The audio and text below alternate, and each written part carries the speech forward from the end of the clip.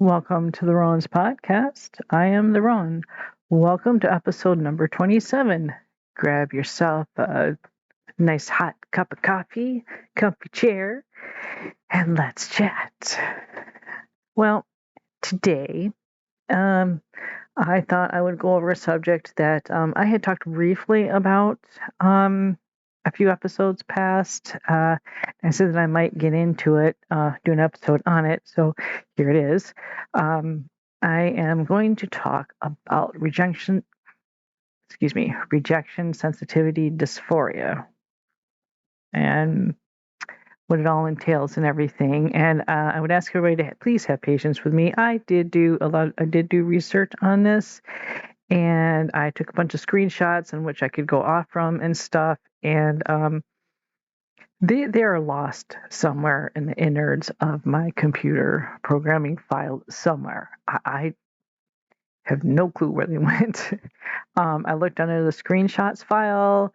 I looked under, well, I guess there was like a couple of screenshot files. And I looked under my OneDrive thing and under my desktop thing. And I looked under the picture. I looked under everywhere.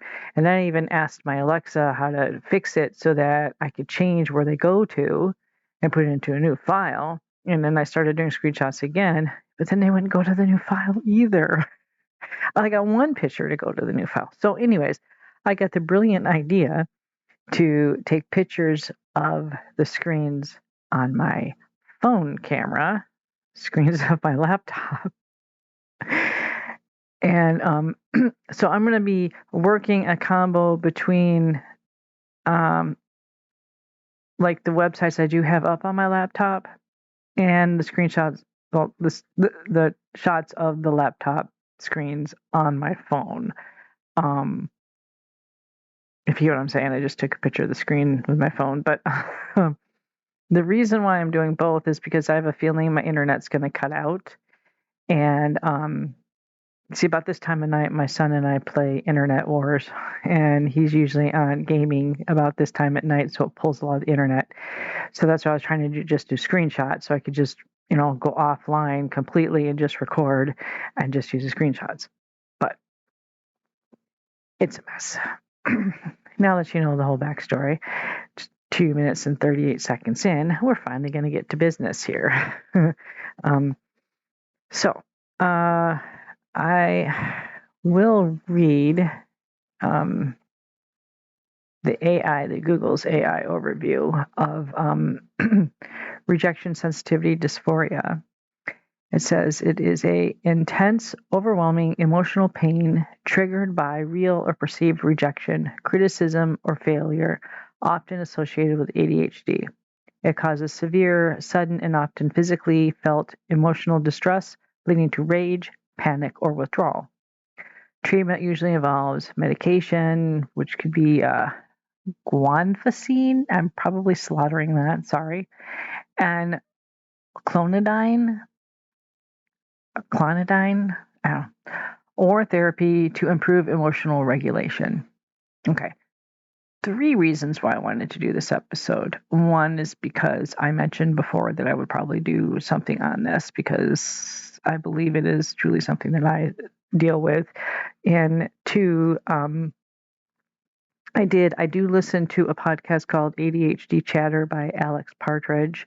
And one of his newest ones was dealing with RSD, 12 hacks for dealing with RSD, in which he talks about 12 hacks to help with that, which are part of his book, his new book that's coming out. Why Does Everybody Hate Me? I think is the title of it. Sorry, Mr. Partridge, if I messed that up, but it's a new book his that's coming out, and I'm not plugging it. I'm just saying that's why, because he was plugging it on his podcast and I was listening to it. And I found a lot of it very interesting, a lot of it pertaining to me, and a lot of it I felt was a big help. But then the third reason is I've been kind of battling with it myself a lot lately. And by looking over time in my life, I realized it has been one of my driving forces throughout my entire life. So I don't know. I just thought maybe if anyone else there is dealing with this and they don't know why they feel a certain way, or why things they're always being called too sensitive, or why they have a lot of issues with their emotions and stuff. Maybe this might hit some notes with you, and maybe you could go talk to your doctor or therapist and get some help for it. And it's like it's not a bad thing. I mean, well, how about let's put it this way: it doesn't make you a bad person. It doesn't make you weird or anything. It's just it's what makes you you. It's a part of you, and it can feel horrible and terrible. So in that way, it's bad. But there's hope, and there's light, and there's we don't always have to feel like this. And I do know that mine has put me in places where I shouldn't be, just to not feel that rejection anymore. So I'm sure there's plenty of other people along that same way. So we're going to get into this. And now I'm wondering if I'm even still recording, because, oh, there it is. Okay. Sorry, the screen kind of did. I kind of lost track of my recorder. Okay. So we are going to go into the AI's overview of key aspects of rejection sensitivity dysphoria, and we're just going to say RSD. And the dysphoria, I want to tell you right now, I know that it sounds like a really bad negative word, but it's not. So don't let that put you off. I know when people talk about it, they think dysphoria is it something really bad.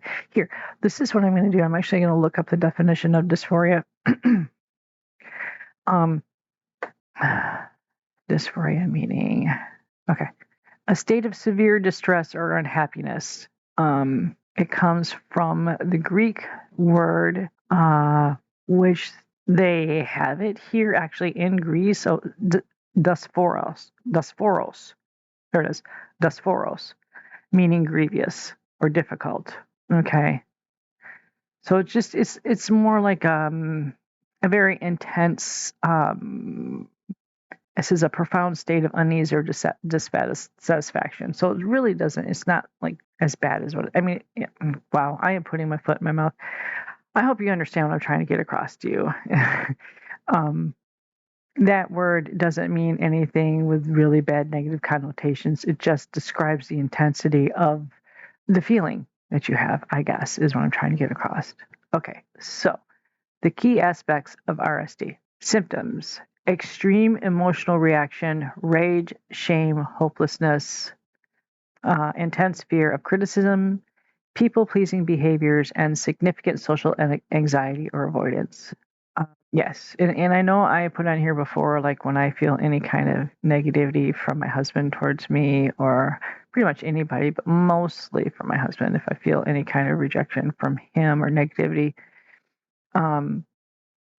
it does get really intense, and I've described it as like a little glass bubble that I might be living in gets shattered to shards, and these shards are raining down on me, and they're all around me, and I can't step anywhere, and if I step, it's like stabbing, and it's like being covered in glass shards, and you can't move, and that's all you feel or experience, at least to me.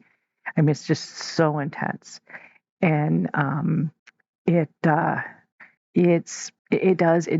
some of my reactions go from rage, shame to hopelessness. Like I can get really mad from it, like right away. It's like instant, and it's not anything that I'm trying to do. I'm not trying to be this rageful person. I'm not trying to be a bad person. I'm not trying to lash out. It's just, it happens. Or I get shame. Like I feel very shameful, very bad that I must be this horrible person because he doesn't love me anymore, or that I've done this or that that's upset him. So I must be this really bad thing, and this intense amount of shame, like I'm totally disgusted with myself, and I can't handle it, that type of thing. And then hopelessness, yeah, like there's no more hope anymore. Why should I even bother? This is done. It's over. That's whatever. And a lot of that is like it'll hopeless to me. Like I said before, one of my other things, like I just want to fix the problem, so I fix the problem. I want to just leave.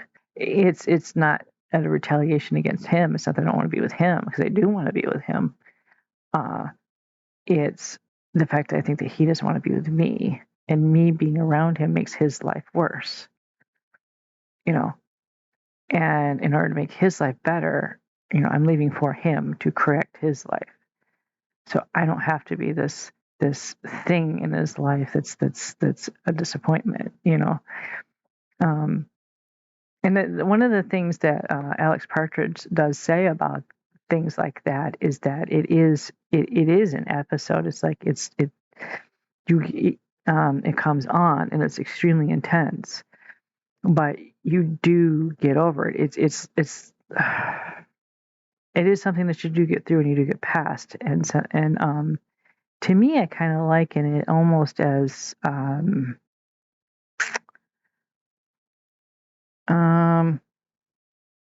almost like you're going up a hill, like on a roller coaster. Okay.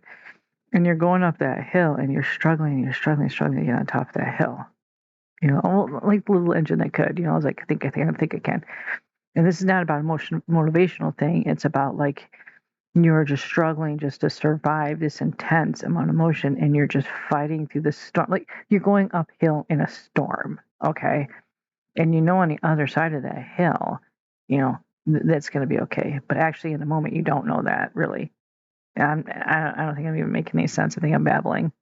Okay, deep breath. Okay, it is like battling your way up a steep hill during the worst storm you've ever been in your entire life, with the wind blowing at you, the rain just pummeling you, the thunder so loud in your ears, and the lightning just striking, at every footstep that you take. It's just right there at your feet. And you're feeling this intense pain, and you got these shards of glass covering your body, so every movement you make is just pain. And you're struggling to get up the top of this hill. But, okay, and you don't have any clue that there's another side of that hill at that point as you're fighting and you're struggling. You don't. You just think that's all there is. That's all there is. But once you get up over that hill, then it's like you go down the other side of it and you leave that behind you. It's no longer there, and you don't have that anymore. But it's not like a light switch where it turns off and on. Well, it can turn on in a light switch moment, but turning off is a little bit harder. But once you're able to bring yourself down from that, once you're able to see the sun through the sunrise through that storm, and you're able to grasp onto the sunrise and just go back down the other side of the hill, then you're over it. And then you're able to think clearer, and you're able to go, maybe they didn't mean it that way, or maybe, I'm not as bad as I thought, that type of thing. And then you start feeling better about yourself, and you start thinking better and more clear. It's just like you're in this state that you really can't think clear. And man, I'm hoping the people who have this, I know you'll understand what I'm saying, but those who have never experienced this, the neurodivergents or even ADHDers who do not have this, because not everyone with ADHD has it, the vast majority do, but not everyone. But the ones that don't, who've never felt this sounds like something like I'm either making something up, or I'm making it out to like I'm overblowing it, and I'm like, oh, woe is me. No, this is in fact exactly how it is, as how intense it is. And this does happen to us. And sometimes it can get downright scary. And I am convinced that some of the neurodivergents who have ADHD and who have this, who have chosen to make it the end of all things, if you get what I mean, I think some of those people may have been in the middle of that RSD storm, thinking that there was no way out of it. And maybe they chose to do the end of all things as their option of, this is how I fix it. And that's very sad. And that's why I think it's very important that we bring this to light, because if that is the case, we all need to know that there are going to be some beings that are going to break up that storm, and you are going to be able to get through it. And it's not as bad,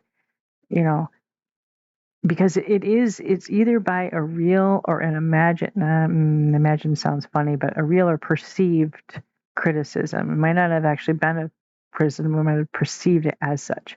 I'm not going to say it was imaginary. And some of the stuff in here does say imaginary. To me, by using the word imaginary, it means that it connotates like somebody's just, I guess it is making it up, but not.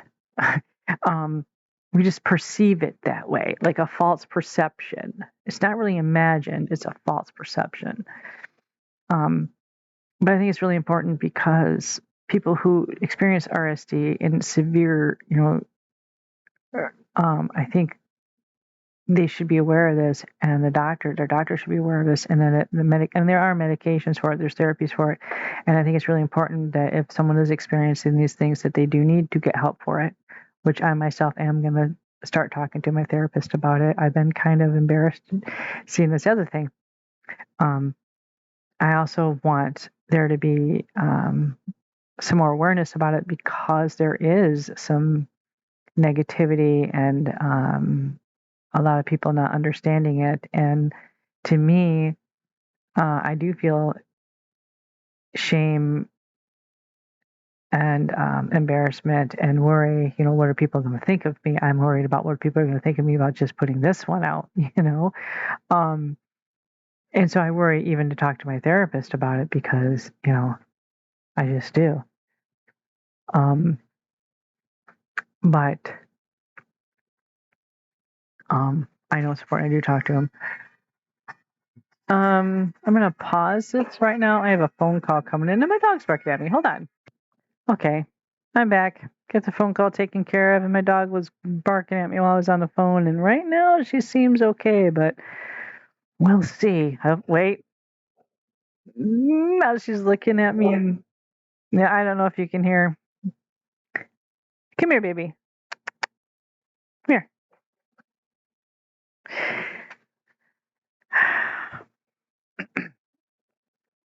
I think she needs to go out. She's getting older, and she was out like not too long ago, and she's getting older, so I think she's having a hard time. I think she needs to go out more and more. So I'm gonna pause again.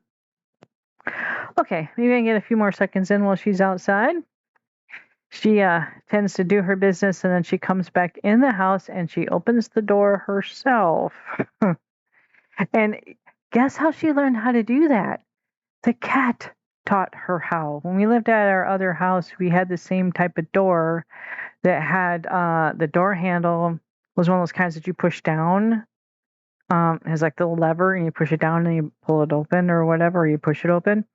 And the cat had been watching us going out of the house. It's my son's we have the two cats, so the black cat learned how to do this, Pooh Bear. And he was watching us, and then one day he went down the hallway and jumped up, grabbed a hold of the handle, and he popped the door open. Well, somehow the cat taught the dog, because the dog, Athena, was watching the cat. So now Athena knows how to open the door. So when we moved houses, we come to this house, we put the same type of door handle on. Now she can't let herself out, but she can let herself in. And that's what she does. And that's all thanks to the kitty cat.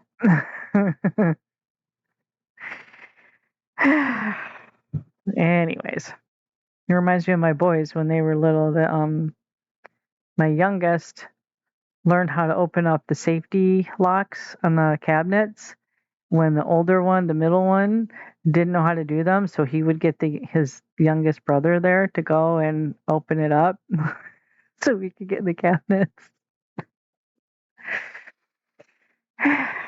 Anyways, I'm just filling time while I'm waiting for Athena to come back in, because if not, it's just going to be another pause right in the middle of something, like, not like I say anything real profound, but Yeah. And if she takes too long, I'm going to have to go grab her and bring her in myself. But usually she's pretty good about that. I call her the grandma dog, even though she hasn't had any puppies, but she's older. Well, I used to call my other dog Missy that, and she was a really old little grandma dog. But now we just have Athena. We no longer have Missy. But well, we got 3 dogs. You know that. But Athena is the oldest. And she's grumpy. So, not mean, just grumpy. I think I'm going to go grab her so we don't waste any more time. And we'll see how much of that I'm actually going to edit out. We'll find out.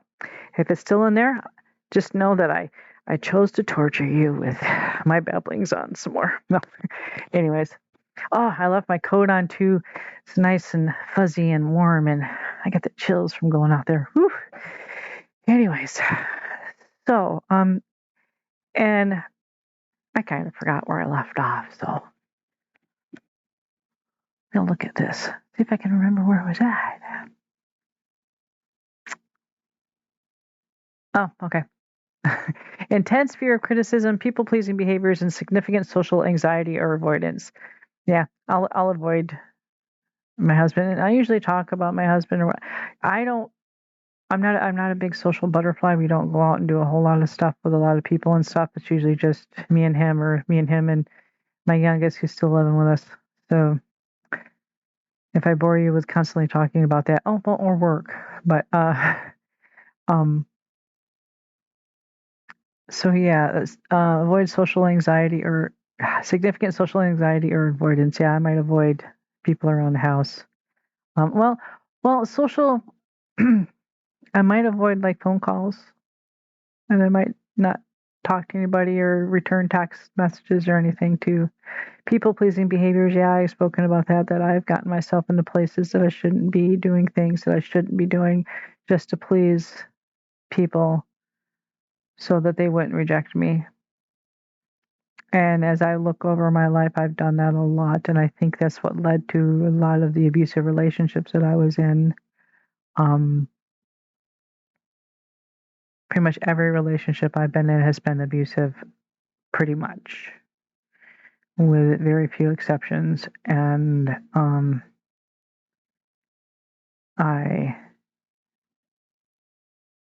lot of people pleasing there. I don't think I have an intense fear of criticism. Causes and triggers. Primarily associated with ADHD, it is believed to result from neurological differences in how the brain processes, regulates, and experiences intense emotions. Oh, I wholly believe that is correct, because the brain does, our brains do process things way differently than, and I'm going to use the term normal. And I don't mean to say that we are not normal and there's anything wrong with us. We're just different. It's just normal will just be my word for neurotypical rather than just saying the whole word all the time. So yeah, like normal brains, they process things quite differently than we do, and our, with our dopamine regulations and our emotional regulation, how it regulates and stuff. There's like deficits in that, so I can definitely see that. And the experience intense emotions, that does come from the processing and the regulation. Because if we're having a hard time regulating even the chemicals in our brain, now that's going to give us a hard time regulating our emotions. And we can I mean, like, I've had wide mood swings, emotional mood swings. Like, I could be like really happy one minute and then just one, you know, negative thing or perceived negative thing from, a certain person, then instant swing to, oh man, I'm a failure. I'm this horrible thing. I'm this, whatever. And why doesn't he love me anymore? And that type of thing. I mean, he could just cough a certain way. And I'd be like, what did I do? Like, what did I do wrong? And, Another reason why I wanted to talk about this is because I did share that episode with my husband, and he didn't. He just it it triggered a lot of RST for me to share that with him, because I was trying to explain to him why I felt the way I felt and why I did the things I did, and I wanted to validate with him. I wanted my feelings validated, that so that he would maybe understand. And to me, it felt more as if it was like he was saying basically to me that I just basically need to deal with it and to not be so sensitive and to not be whatever. And I was trying to get him to see how it's a thing. It's a real thing. It's not just I'm weak. It's not that my emotions are weak. There's actually a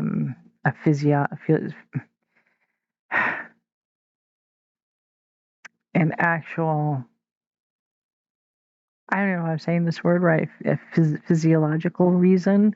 There's actually a medical reason for this, Um, and I wanted him to see it.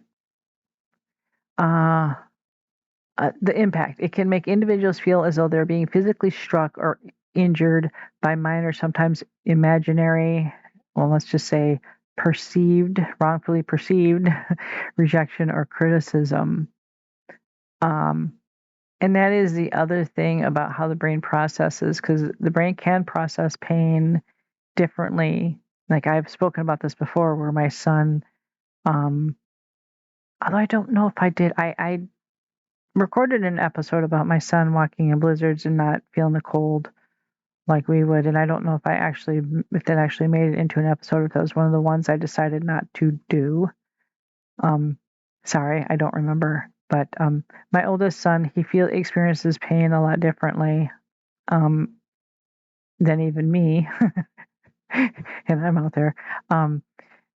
Like he literally will walk in a blizzard with just a t-shirt, pants, a hoodie, tennis shoes, no hat, no gloves, because he doesn't feel the cold like we do.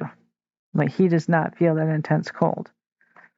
And I've tried to explain to him, hey, your body feels it. If you don't, your body still is getting the impact from that. You still will get frostbite. You still will get, hyperthermia. You still will get, just because you're not feeling it doesn't mean it's not there. And but yet sounds or certain things like that will give him an intense amount of pain.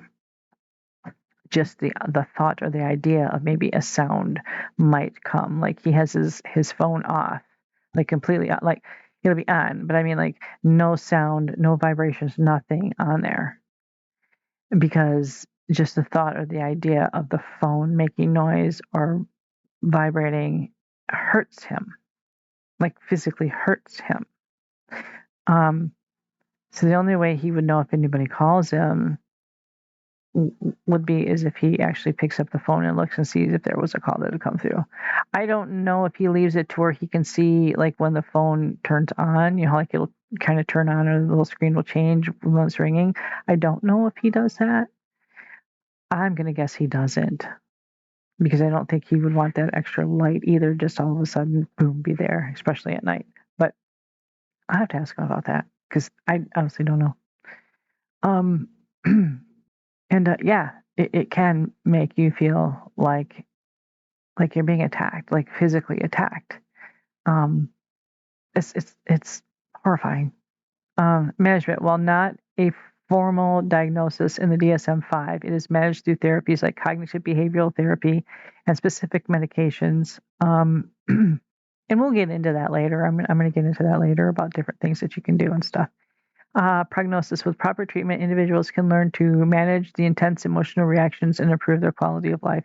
And that is, along the lines of what Mr. Alex Partridge was doing in his book and his podcast. And I also come across this website that I thought I would want to share with everybody, Neurodivergent Insights. And there's an article on here by a Dr. Megan Anna Neff. I want to make sure I'm still recording. Sorry, I'm just really terrified. I have a battery operated mic that I use sometimes, and sometimes the stupid thing cuts out on me, and then I could be like halfway through the last half of my episode and I will have lost it because the thing's shut off. Okay. Managing Rejection Sensitivity Dysphoria, Tools to Support ADHD. And this was Dr. Megan Anna Neff, a clinical psychologist, author, and founder of Neurodivergent Insights. And this was from November 1st, 2023. And this is like an ADHD blog, I think, or a website. It's a blog, I think. Neurodivergentinsights.com. Okay. And it's a whole article on, it says what is RSD, intense emotional responses, fear of rejection, swift mood swings, negative self-image, difficulty handling criticism. And she had little blurbs underneath explaining what all those are, but we kind of already went through this. But she has a questionnaire, kind of, sort of, about questions that you can ask yourself to give you kind of an idea of whether you think or not that you might want to go and talk to somebody about this. And she does say that this is not a diagnostic tool, but it can help identify potential experiences associated with RSD. And she does recommend that if you suspect that you might have it or significant distress is related to it, then you should maybe consult with a mental health professional for comprehensive evaluation guidance. So that is what she wrote, or I'm paraphrasing it. And I'm going to read off these questions. And it says if you answered yes to several of these questions, you're higher likely on the rejection sensitivity spectrum and may benefit from working with one-on-one with someone who specializes in those things. So here we go. Do you feel intense emotional reaction in response to perceived criticism or rejection? I'm going to say yes to me. How about you guys? Write down your yeses and your nos, like write down number one, write down a yes or no so you can keep track. So number one, I'm going to put yes for me. Do you feel intense emotional reactions in response to perceived criticism or rejection? Got your pencil and paper? We're on to number two. Are you highly sensitive to others' opinion of you even when they are not negative? Yeah, I would guess so. But, actuality, it really depends on the situation and how I'm feeling that day. I guess it would be how dysregulated my emotions are for the day. But for the most part, yeah, I am. If I'm feeling really confident on a day, then no. I'm more than apt to just, lash back at you and tell you something negative back. But it'd have to be a really confident day. Okay, number three. Do you experience overwhelming anxiety or fear in anticipation of situations where judgment or evaluation may occur? I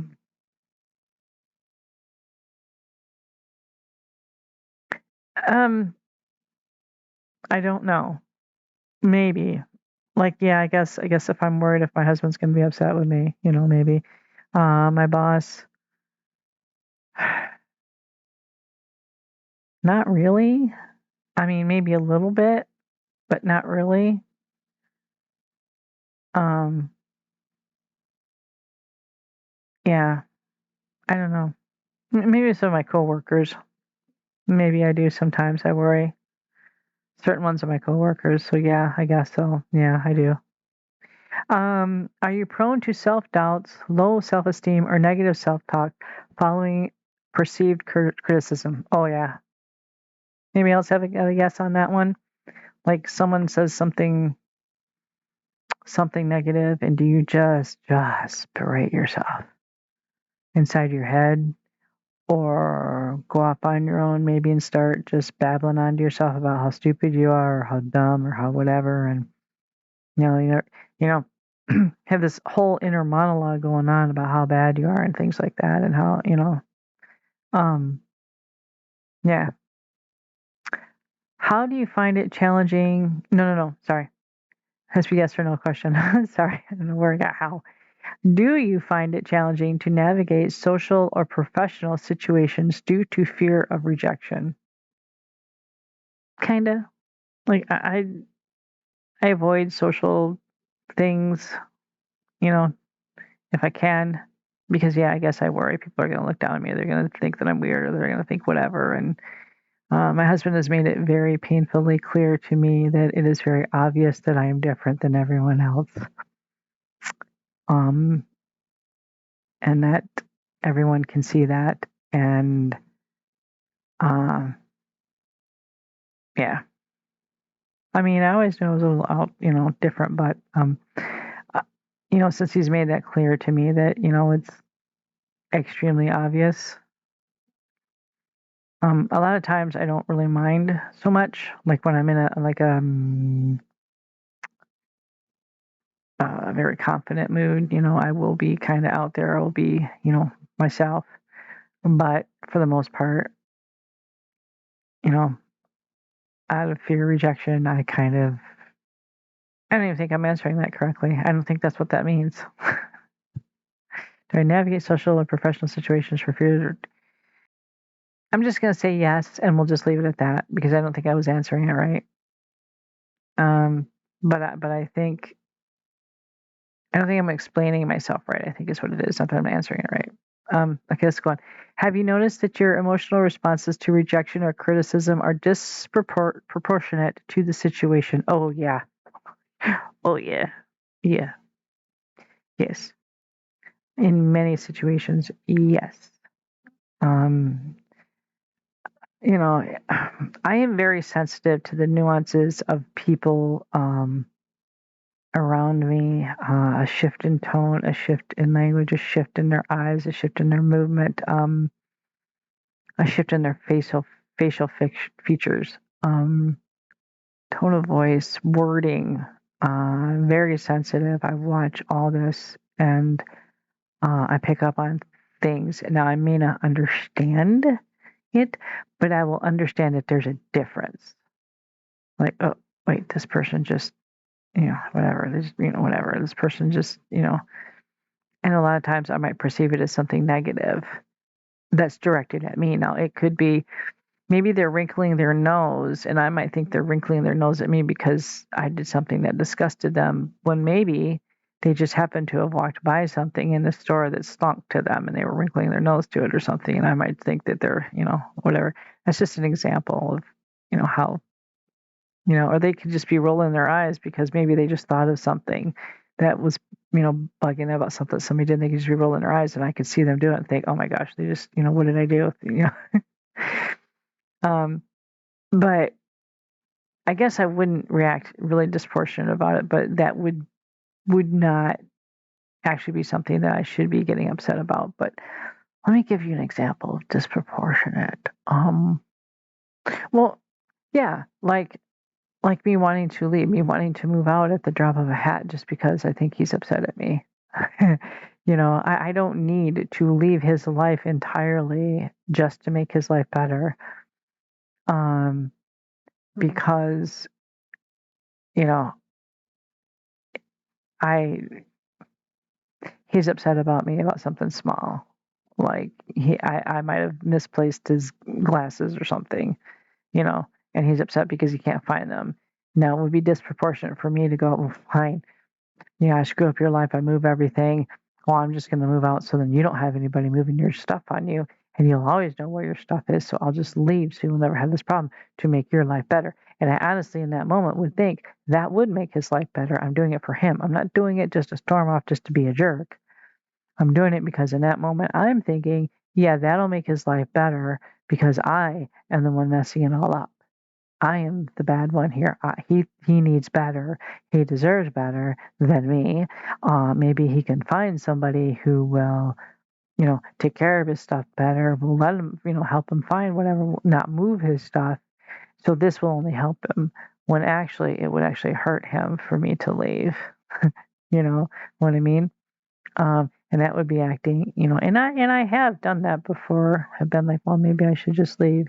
Like I I haven't made this a secret on the thing is that we did experience a time where we were apart and there was a different reason for me to leave and it wasn't disproportionate. It was something that, was needed at the time, and I was not overreacting. But since I've been back, I have noticed I am more sensitive to rejection. And I mean, it's not like I've never said this before either about, well, maybe I should leave. But now it's like I feel it more deeply now. Like, okay, I am the mess up here. So,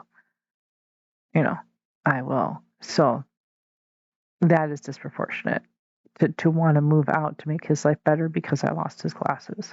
That is just like, way out there. I'm just using these as little tiny examples, not exactly real examples, but trying to find something that's small, because it has been over small stuff like that, to where I'd be like, later on when I come through that storm, through that intense pain, I'm like, really? Would you really move out just because you misplaced his glasses? And would that really help his life? No, because he would be sad because his wife left him. He would be sad because, he would know, and my kid would be sad. The whole family would be disrupted. It would be worse. But in that moment, I'm thinking, I'm thinking logically this would be, So, and then do you frequently engage in people-pleasing behaviors to avoid potential rejection, criticism? Wasn't that, okay, no, it wasn't earlier. Okay. Yes. All the time. All the time. Unless I have an attitude and where I say, I am not pleasing anybody. I do get in those moods where it's like, I don't care what you think. Those are very few moments. But most of the time, yes. Most of the time. So anyway, so I said yes to all of those. How many did you get? Let's see. That would be 1, 2, 3, 4, 5, 6, 7 yeses. So that must be I am higher on the rejection. Yeah. Let's try that again. Higher on the rejection sensitivity spectrum, and then I need to talk to my therapist, which I do plan on doing. Okay, so now that I babbled on my life story, let's go to behavioral approaches to rejection sensitivity dysphoria. Now I have there's other ones I wanted to get into, and I don't know where they are. We'll go here though. And amazingly enough, I still have the internet, so I guess I'm winning the internet war today. How to work with rejection sensitivity dysphoria, and she had a chart on this. And the different things say identify your triggers, calm the amygdala, self-compassion, catch the stories, write it out, down-regulate, and radical acceptances. And we're going to get into a lot of this, of what she's saying here.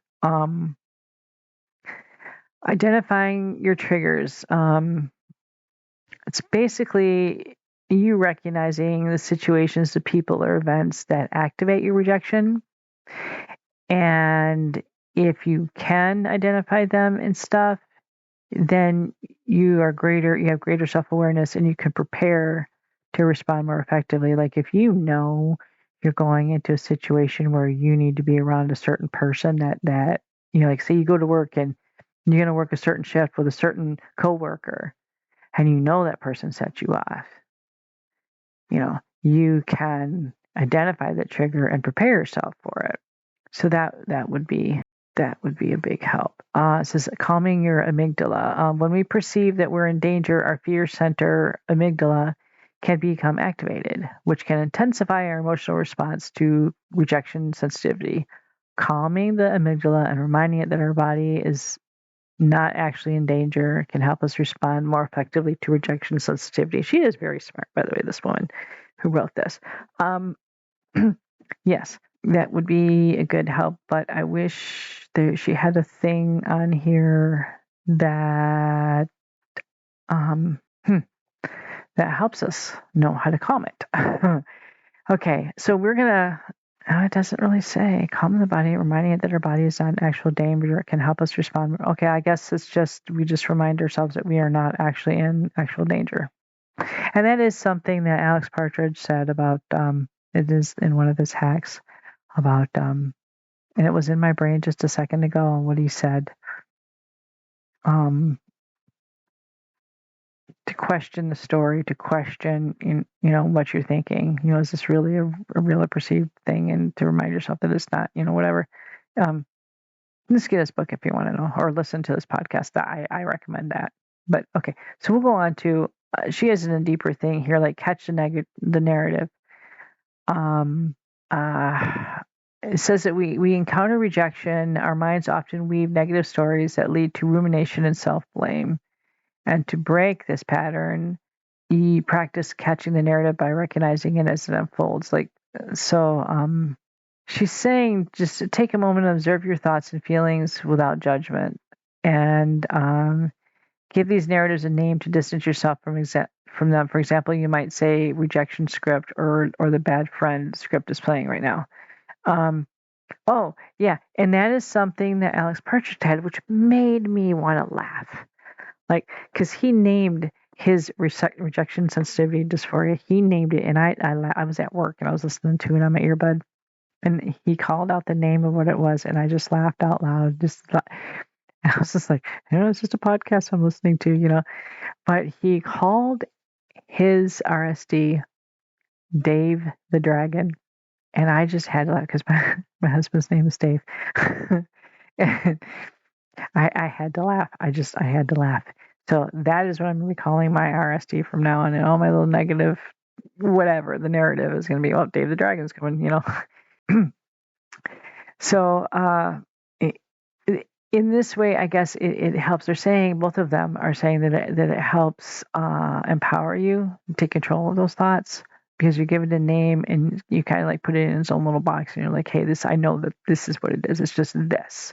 It's not real, or it's not this, or it's this thing. It's Dave the Dragon again, like Alex Partridge says.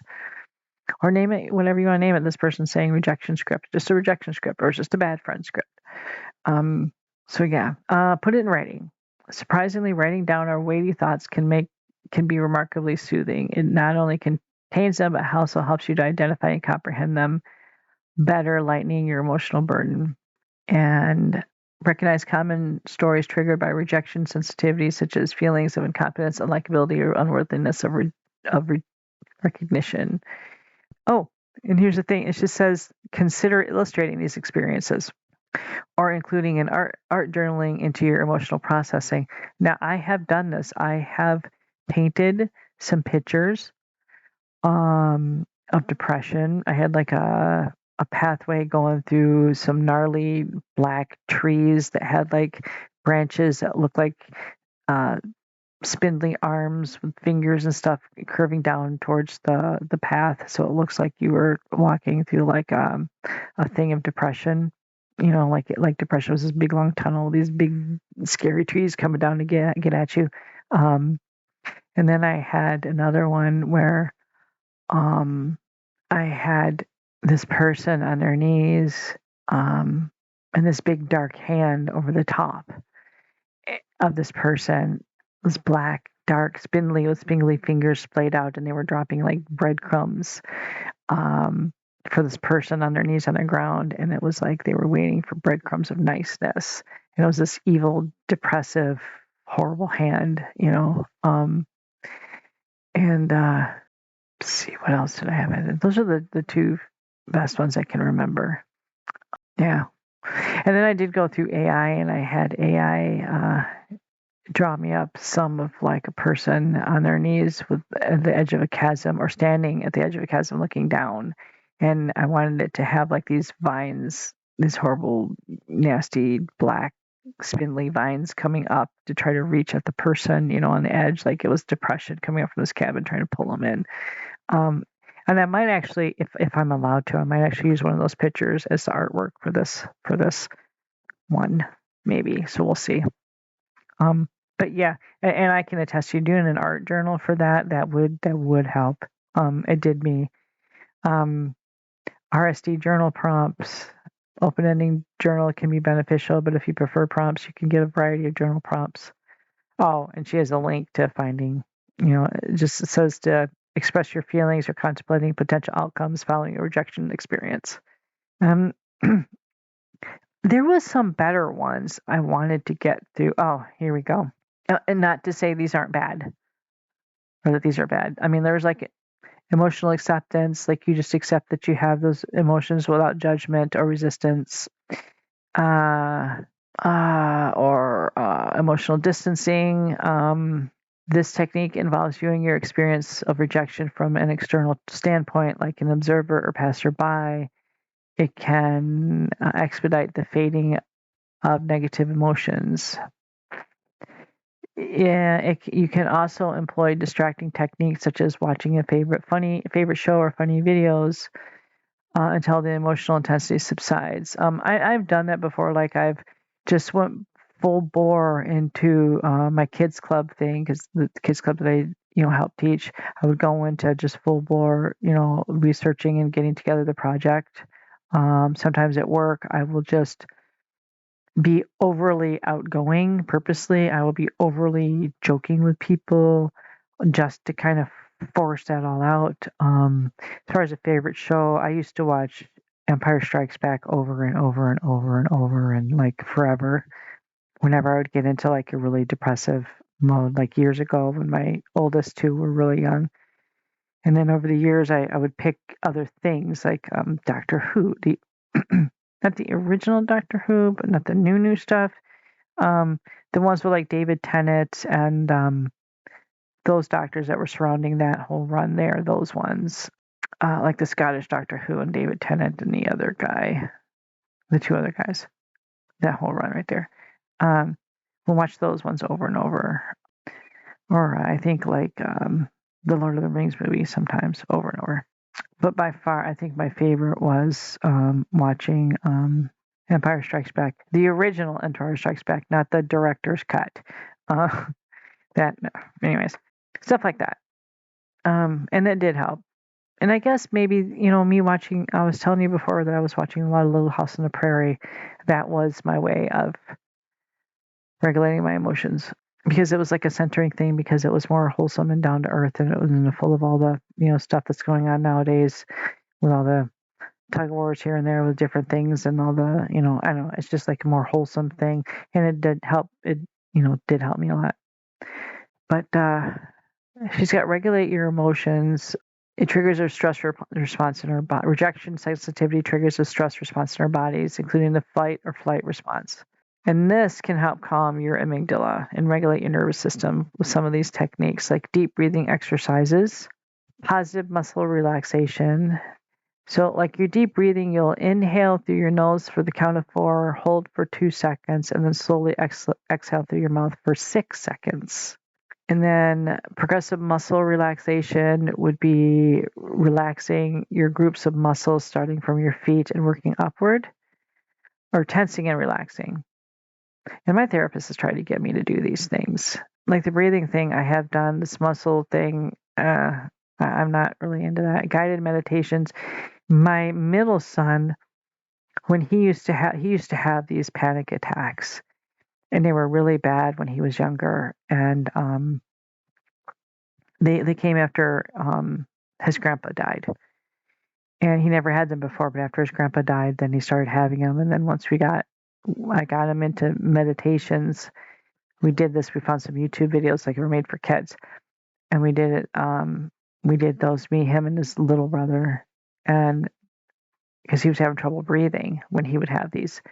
I never thought about it until just now. That was probably part of his autism. We didn't know he was autistic at the time. And, the situation where his grandpa died was traumatic for him. And, I guess now I understand why it triggered what it did trigger. But anyways, sorry, I kind of got off track there. It just, the light bulb went in my head. But yeah, we did like guided meditations with him for a while, and that helped. No medication was going to help him. No whatever's going to help him. Go to the doctor didn't help him. But when we started the meditations, that really did. That helped him a whole lot. And so yeah. Wow, I am getting notification after notification on my watch. Oh, that's just the weather. Okay. So engaging your 5 senses for grounding can effectively shift your focus away from distressing thoughts and emotions, helping you return to the present. So she's talking about like running your hands under hot water or savoring tea, taking a warm bath. Man, I wish I could take a bath. We don't have a bathtub. I wish we did. enjoying pleasant scents. I had a necklace at one point. It was like a locket necklace that you could put in like put essential oils on a little pad that went inside of it. And it was supposed to make you, soothing or whatever, soothe your senses. But the thing is, I'm sensitive to certain smells and they can give me headaches right off the bat. So it was really hard for me to find one that was soothing. And then a friend of mine gave me a bracelet that you put like essential oils on it and it'll soak it in, and then you can smell it throughout the day or whatever. And again, I'm having a hard time finding ones that won't give me a headache right away. Although it came with some frankincense oil, and it was just a tiny, tiny bit. And that was okay for me, but there was just a tiny, tiny bit. And so I ran out of it, and I haven't been able to get any more. But I had cinnamon, I think, and that doesn't help. And I have peppermint, and that's supposed to help. That doesn't help. It makes it worse. So, yeah. So sometimes that can be a good thing, sometimes not. Visualization. Another emotional regulation skill. Immersing yourself in calming mental images or scenarios can trigger your body's relaxation response and diminish impact of stress, including rejection. And it's like a distraction method to distract your mind from RSD narratives. To me, this seems kind of like a guided meditation still in a way, because you're visualizing. I mean, I suppose it's different because it's done a little bit differently, but you're still visualizing this. You're still visualizing stuff in the meditation, but at least they did for the kids one. Or some people enhance their visualization experience with music, such as binaural beats or indigenous drumming, to induce a trance-like state and deepen their presence in the exercise. Okay, I have listened to the binaural. I'm not even saying this right.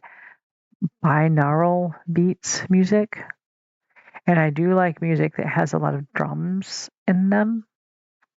But to me, that's more of a dopamine thing. The drums and But the binaural beats, where it's like in one ear, then another, and then one ear, and another, and it's back and forth, back and forth, back and forth. I like that a lot, those things, because I can close my eyes and I can visualize it moving back and forth between the two ears, like it's going across my head back and forth. And that can be helping. And I have used that even at work sometimes when I've gotten stressed at work. But it is unfortunate that I can't all the time, because that does require both earbuds in my ears, which makes it harder for me to keep track of what's going on around in the store. And if I'm not on the register and I'm just doing stocking, it's a little bit okay. But if I'm doing the register, then I have to at least have one ear, the good ear, the good ear that doesn't have the earbud in. But at home, I've done that, or I'll put it on my headphones.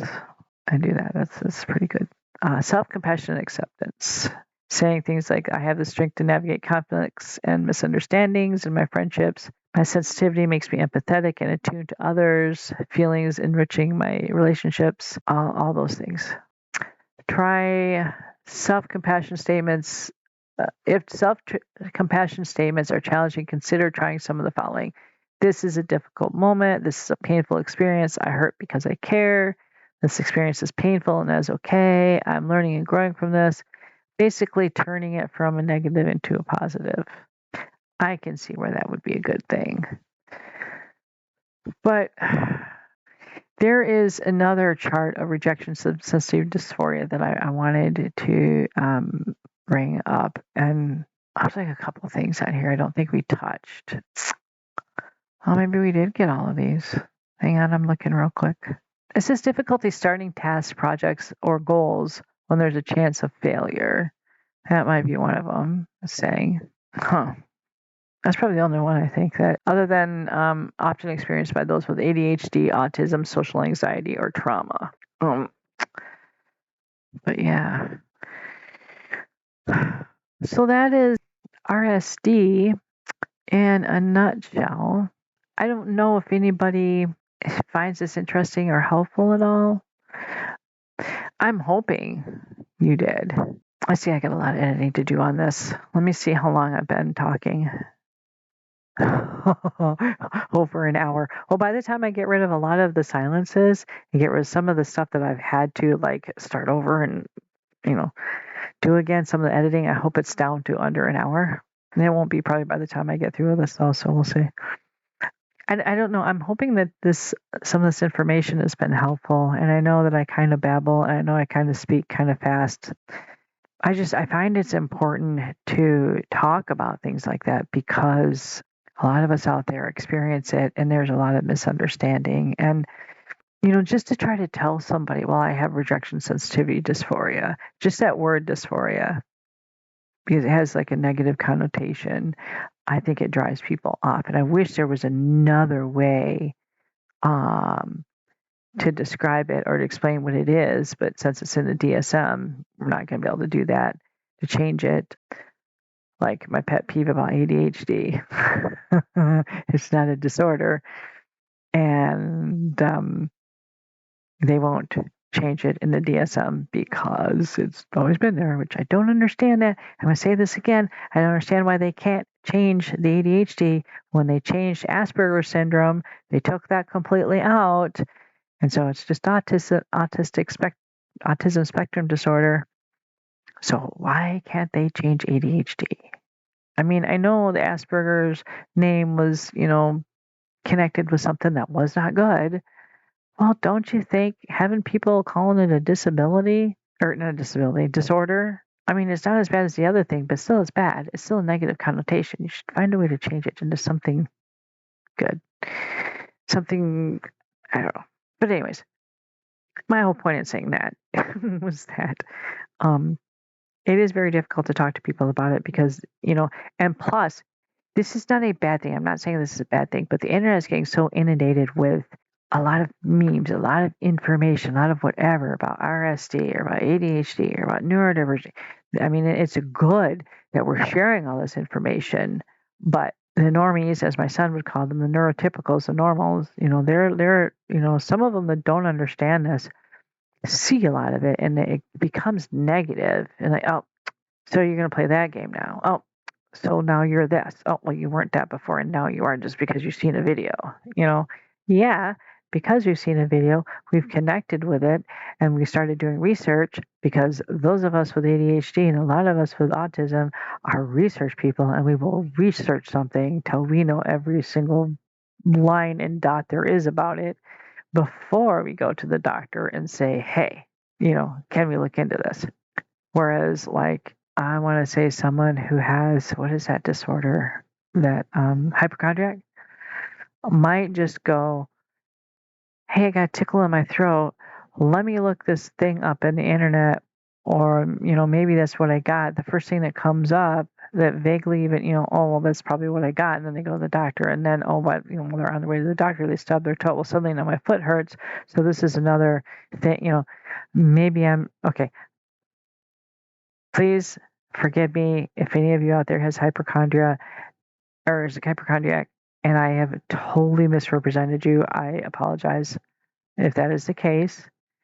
If I have offended you, if I've done it wrong, I'm just trying to make my point is that boy, I don't think I'm making a good point. I think that is totally bad. And I really apologize. Now that I think about it, I really have not said this correctly at all. So I apologize. I take that all back. What I'm saying is that we don't just take this lightly. We don't just go, hey, I suddenly think that this is what I am, so that is what I am. And so I'm not, we do research everything and we look into it before we make a decision because who really wants to have autism? Who really wants to have these things with ADHD? Who really wants to have RSD? When you actually have these things, these are not an every once in a while thing. These are things you have all the time, and it's their struggles that you have on a daily basis. Struggles. And it's not like me describing to you the storm going uphill through that storm and the shards of like glass. That was an exaggeration. That is how my mind, sees that. That is how my body can feel. To me, it's like this insurmountable monster, painful storm that I can't get past. That's blinding me, that's hurting me, that's tearing me apart.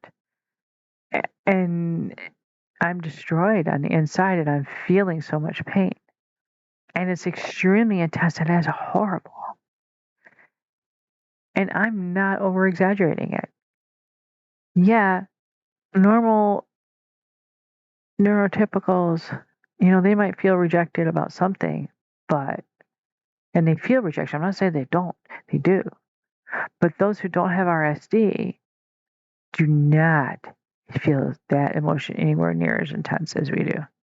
Not to say that we're better, because we're not, and not to discount your feelings of rejection if you don't have it, because you do have it. You do have feelings of rejection, but they're not as intense as this, and that is what makes a difference, is what I'm saying, is what makes a difference. And people with ADHD, we don't just forget our keys, on a Tuesday, and maybe once a month we might forget our keys, or silly me, we put them, whatever. No, it's all the time. It's a task to try to remember where things are. It's a task to, to get things done. A task to be able to get yourself out of bed. Like my husband, I have no idea. He has ADHD, but he is hyperactive. I have the inattentive type, plus with the autism. He is autism free. I got the combo pack. For him, getting up in the morning is opening up your eyes, bouncing out of bed, got your plan for the day already in your head, and you're going and you're doing this stuff. And I just got a low battery warning. And you're doing this stuff, and he's ready to go. Me? No. I have to lay in bed for at least 10 minutes. I have to set the snooze. I have multiple alarms set just in case the snooze doesn't work. And it's a gradual wake up thing for me. I can get woken up and I'll eventually make it out of bed. And then I have to have my coffee and my breakfast before I am able to really function. And then after that, I have to be able to take my shower. Once I get dressed, then I might decide to plan the day. Even then, I don't really even plan my day. But, my point is, it takes me a while to get my day started. And it's a struggle. And that is, if I can even remember, what did I do with the laundry the other day when I washed it? Can I find it? Things like that. Okay, there, got my thing plugged back in. Yay. And if I don't do things a certain routine, my whole day is messed up. It's a struggle. I don't understand, sometimes what people are telling me or why they're telling me or how, or whatever. And it's a struggle. But then there are days where everything is fine. But they're rare. And then that moment of fineness can only, sometimes it only lasts for part of the day. It might only last for like an hour and then everything's gone to crap again. Don't get me wrong, I like who I am. I mean, I like the odd quirkiness that I am, but it is a struggle. I can say things a certain way and not mean it that way, and people think that I'm trying to be a jerk. Like just asking questions for clarification. A lot of times I ask questions just to clarify for information. And people think I'm doing it just to be a jerk, or I'm doing it to complain. And I used to go clarify, before a question, I'd be like, clarify or clarification. My husband didn't like when I did that, so I stopped doing that. But it was my way of saying this thing I'm going to say next, clarify, and then ask the question. Because it's my way of saying, hey, I'm asking a question for information. Now, I'm not complaining. I'm asking a question. Excuse me. I'm sorry. Just, I don't want people to think that because they may suffer from rejection sensitivity dysphoria that they have to think that there's something wrong with themselves or that there's something that's horrible. And I don't want them to think that they have to be embarrassed to talk to somebody about it or to ask for help in managing it. And I'm talking as someone who is embarrassed to ask for help and embarrassed to ask for, has not been asking for help to manage it, and who is wanting, is finally deciding to work up the courage to talk to my therapist about it. And I know he knows I have it. I know he knows I'm struggling with it, but I've never asked him for help for it. And I think he's just waiting for it. But I think he knows also darn good well that half the things that he'll tell me to do, I probably won't do because I have the demand avoidance thing as well, which is really bad because you tell me to do something and I won't do it. I have more than the combo pack. I have the multi-combo pack, but which my husband really truly hates. You won't do anything I tell you to do. As a matter of fact, you'll do the opposite. Oh, it's not on purpose. No, there are just some things that it's not just, it's really not that I'm avoiding it. It's just the fact that some things are uncomfortable for me and I won't do it. And it's because of my sensitivities. Like he'll have me, there's like a tapping thing that he wanted me to do for tapping for my stress, on different nerves and stuff. And I wouldn't do it because it was a sensory thing. But I jokingly say it's my demand avoidance. But no, it's a sensory thing. But I am willing to try. And I will probably do, the drawing thing. And sometimes I do the writing thing. As a matter of fact, this is how I started with my podcast, because that very first episode that I put up was a recording. I was doing audio journaling, which I will tell you that is a good technique, is an audio journal, where I would record, things I thought, things that I felt and stuff. And I would listen to them and then delete them, or some of them I would keep. And sometimes I'd actually do video journals, but the camera doesn't like me, so I would get rid of those, and I stopped doing those.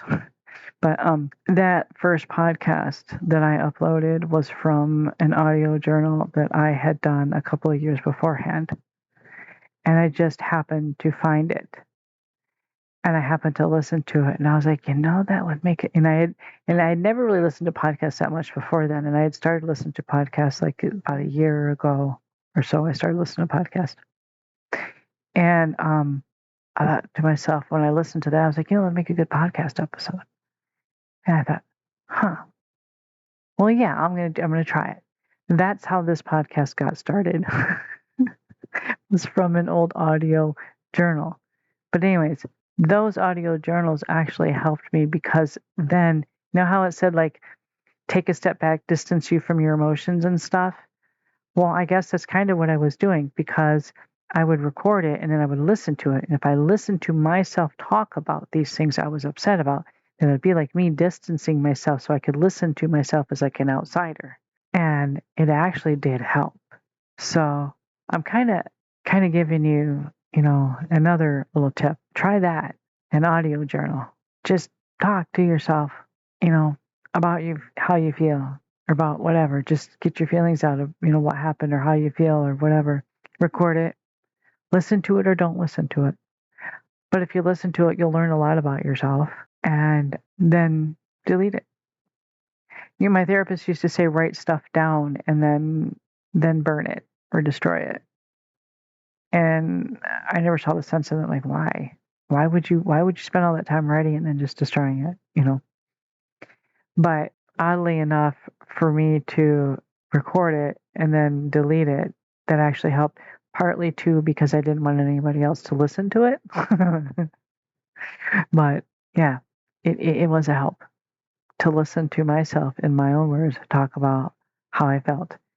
And then I could be like the outsider listening in, and then I could learn about myself. and understand. So yeah, give that a try. Give that a try. And if any of this stuff makes sense to you and all of my babblings, and you feel like this might be you and you're struggling with that, like if you're in a midst of that storm, struggling up that hill, and you're in pain, remember in that moment, if you can, remember in that moment that there is a shaft of sunlight that you will see, and you will find your way out of that. You will find the other end of that moment of that pain. You will come out of it. And when you do, see if you can find either someone you could talk to or talk to a mental health professional. There are places that are free that you can talk to, and there are doctors that you can go to. Your regular doctor, you can go see a therapist, I know not everybody has money for one, but there are free services for that. If you're in a domestic violence relationship and you're struggling with RSD, you could go to your local women's shelter and talk to, there's therapists there, people there to help. Some of them have actual licensed therapists, some of them don't, but they do have people that are trained to listen, and people who are trained to help you find people. Um, I'm trying to think of where else you could go to access help. Your local churches. If you don't want to talk to the pastor, and if you're a woman, there are women's groups. There are women there that you could talk to. If you're a man, there's no shame at all whatsoever in talking to someone. And a lot of churches have men's groups, and they have men that are there for men to talk to. Don't be afraid. A lot of churches have very caring people there, and they're not just there to convert you to their religion, but they are there to show you love, and they are there to help you. So don't be afraid to try that. Trying to think of where else. Family, close family, people who you really, really, truly love and trust. Yeah, just don't be afraid, and don't get lost in that darkness. Don't ever for 1 minute think when you're in the middle of that RSD episode. Don't for a minute think that you'll never get out of it. I know I felt that way before, where that would never end. That would never end, and that's a terrifying feeling. That's a terrifying place to be. To think that it is a terrifying place. To think that you're in this storm and there's no way out. And no one loves you. You're this big disappointment. You're this horrible thing that exists to just bother everyone, And your mind is so, irrational, and your emotions are so out of control. And just know, just know you will come out of that. And when you're on the other side of that, you'll be able to look back and go, really? Over that? You'll be able to come out of it. Just fight through it, get yourself through it, and then go find somebody that you can talk to. But you know what? I would think, like, if you were in the middle of that and you were able to record yourself at that moment, and you could really talk about it to yourself at that moment, and later on when you're through it, go back and listen to it. And if you have a therapist or your doctor, bring that recording with you to the doctor, and they can see, that is your true raw self right there. And you could get help. You could use that, I think. And I'm really just babbling, and now this is a really long episode. I'm gonna have to do a lot of editing. But I'm just trying to think of other ways. I mean, that would be a very impactful audio journal.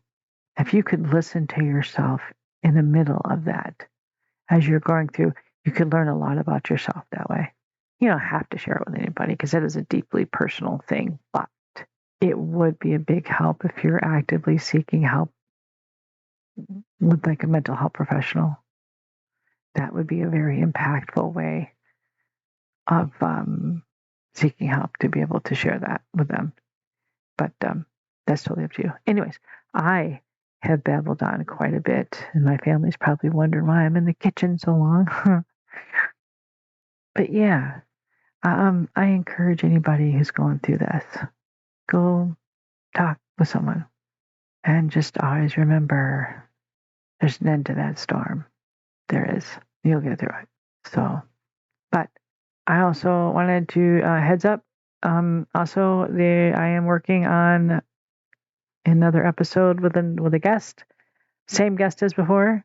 Um, we have a follow up episode coming. I'm not sure when. He sent me some info that I'm going over and through. I'll be finding out Wednesday when we're going to do all this, and I will let you guys know. I'll leave a little short episode maybe on Wednesday.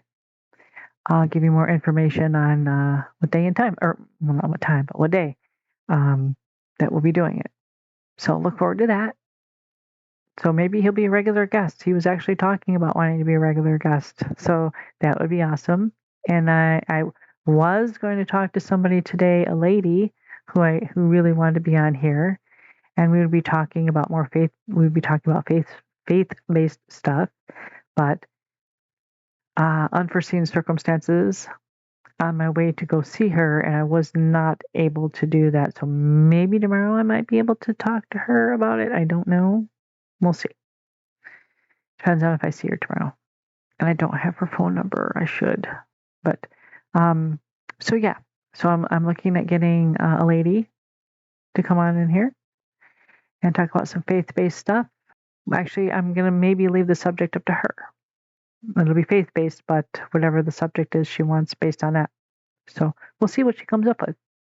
And I'm sure y'all really like her and really enjoy talking with her, chatting with her. So you all have a nice evening, and I'm hoping I can edit this pretty quickly and get this out there. Oh. And I want to say quick shout outs to all those who do listen. A shout out to my best friend, Sue, who listens very faithfully, and I'm very thankful that she does. She gives me a lot of good feedback, negative and good stuff, both good and bad. So that really helps. Shout out to, my therapist who does listen. So, hey, thank you. Shout out to the other 3 out there that are listening of the 5. And I don't know who they all are. Shout out to you who lives in Germany who is listening. Thank you very much. I so much appreciate you listening. I really do. And, actually, I believe my daughter is the 3rd one. Sorry, sweetheart. Sorry, Bear. I'm pretty sure you are one of my followers. So, but I don't think you listen regularly. So if you do listen to this, hey Bear, I love you. And shout out to, let's see, everyone. A shout out to everyone. I'm giving a shout out to every one of you who are listening. Hey, thank you for listening. I appreciate it. More later. Bye.